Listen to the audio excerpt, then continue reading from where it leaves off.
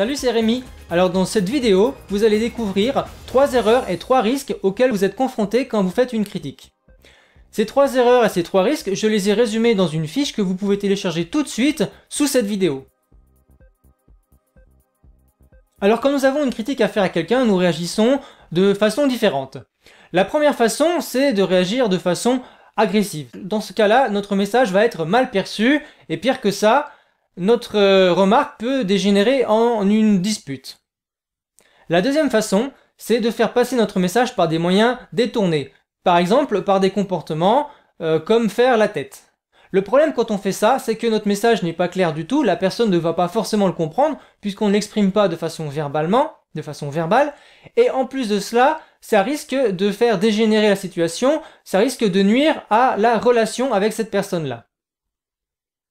Alors devant le risque de nuire à la relation et devant le risque de dispute, eh bien, beaucoup de gens choisissent finalement de ne rien dire. Ça, c'est la troisième possibilité, la troisième façon de faire. On ne dit rien, mais forcément, le problème va rester, les choses ne vont pas s'arranger.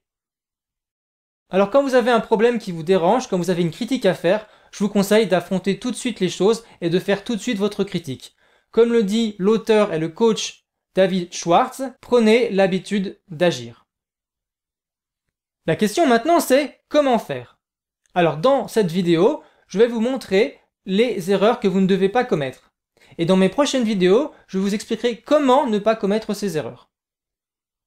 Quelles sont donc ces 3 erreurs que vous ne devez pas commettre? La première, c'est de ne pas avoir un message clair. C'est de ne pas exprimer clairement vos idées, vos opinions, vos besoins, vos sentiments. Donc si vous n'avez pas un message clair, eh bien forcément l'autre ne comprendra pas ce que vous lui demandez, il ne comprendra pas ce que vous attendez et en particulier, il ne comprendra pas ce que vous attendez de lui. La deuxième erreur, c'est de faire votre critique en public. Forcément, si vous faites cette critique devant d'autres personnes, eh bien, la personne à laquelle vous faites cette critique va mal le percevoir. Et non seulement elle va mal le percevoir, mais en plus, elle aura besoin de se défendre. Elle ressentira le besoin de se défendre. Donc, si vous avez une critique à faire à une personne, faites-la plutôt en privé. Et la troisième erreur que l'on commet souvent, c'est de confondre les reproches et les critiques. Alors, la différence, c'est qu'un reproche est plutôt orienté vers le passé. On dit ce qu'on n'a pas aimé. Je n'ai pas aimé ceci. Alors que la critique est plutôt tournée vers l'avenir. En tout cas, une bonne critique, une critique constructive est tournée vers l'avenir. Vous allez plutôt dire « j'aimerais ceci, j'aimerais cela, j'aimerais que tu fasses ceci, j'aimerais que tu fasses cela ». Comme je le disais au début de cette vidéo, quand vous faites une critique à quelqu'un, eh bien, il y a 3 risques. Le premier risque, c'est que cette personne tombe dans la personnalisation.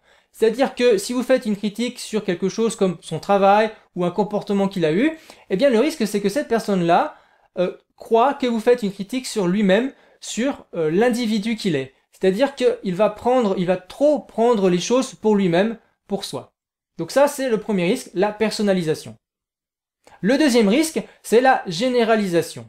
Alors dans ce cas-là, ce qui va se passer, c'est que vous faites une critique sur un point particulier, sur une chose particulière, donc encore une fois, ça peut être un comportement ou son travail, et lui, il va généraliser.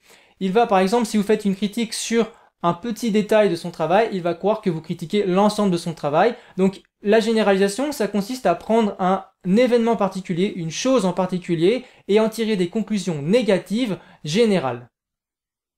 Enfin, il y a le troisième risque, c'est l'interprétation. L'interprétation, c'est quoi?